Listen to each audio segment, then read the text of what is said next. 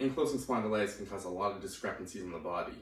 One for me was I had a really hard time strength training my shoulders with dumbbells, trying any sort of traditional bench press. I had a lot of trouble in my shoulders and my upper body. So when I was first trying to do a lot of different fitness classes when I was diagnosed, I had a really hard time with these classes because they were causing too much stress to these areas that were really tight for me. So I realized I had to uniquely put together routines that fit what I was going through. So for me, a lot of discrepancies in my body early on. Starting from the feet up, I had a lot of problems with tightness in my calves. It was really hard for me to do a single leg calf raise. It was really hard to engage the calves, to stretch them. They were incredibly tight. The hamstrings also were incredibly tight. So any sort of these bending motions, the calves and hamstrings were so tight that it was causing low back pain. So when I was trying all these different classes early on, you know, when most of us with AS are advised, get moving as much as you can, try as many different things as you can to loosen things up. This was causing more harm than good for me because I had all these discrepancies in the body that I wasn't concentrating on. So I realized some areas in my body felt good during exercise when I was doing certain movements, using resistance bands early on, especially for the upper back, to really concentrate on engaging these muscles, less tension on the joints. So I started using a lot of resistance bands instead of dumbbells early on. And I would use resistance bands, especially for my shoulders, which again, were one of my weakest areas. And when I did something traditional like a bench press, all it did was ache the shoulder and really cause increased soreness for a few days after the workout. So I started to use a lot of resistance bands, lateral raises, just really concentrated on the shoulders, on strengthening the front of the shoulder. And these are the things I started with. Same thing with the lower body, with the hamstrings. I was really having a hard time with some of these movements like the deadlift, with the single leg deadlift. I had a lot of problems, so I really tried to break this down. First, I just worked on bringing flexibility to the area. So working on mobility, where I'm loading the hamstring comfortably. So I worked on more mobility for these areas, for the calves, for the hamstrings, all these tight areas.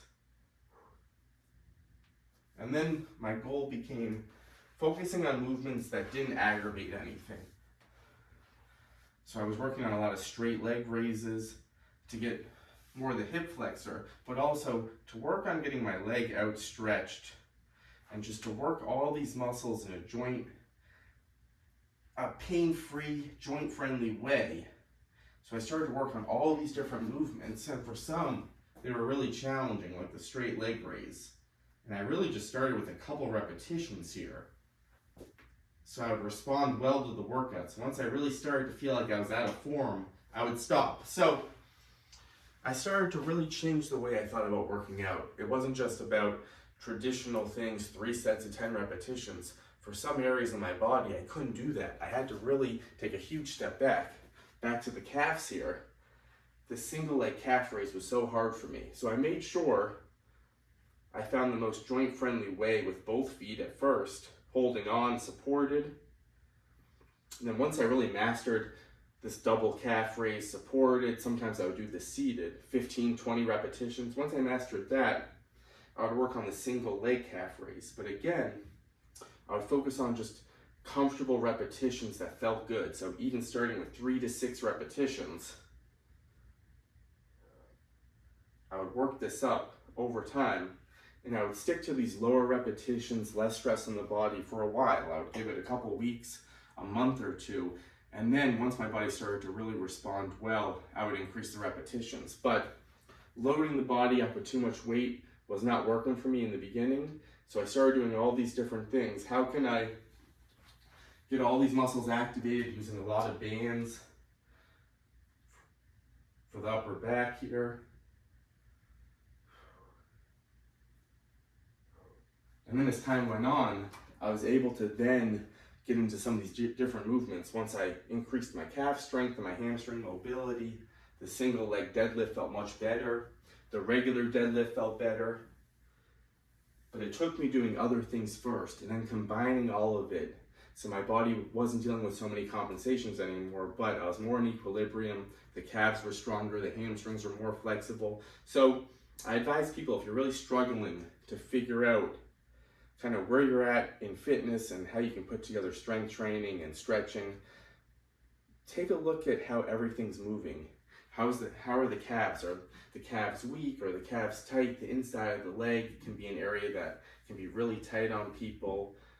The hamstrings, are your hamstrings really tight? Check on the mobility of all these areas first. See if there's any kind of serious discrepancies in tightness in different areas in the body.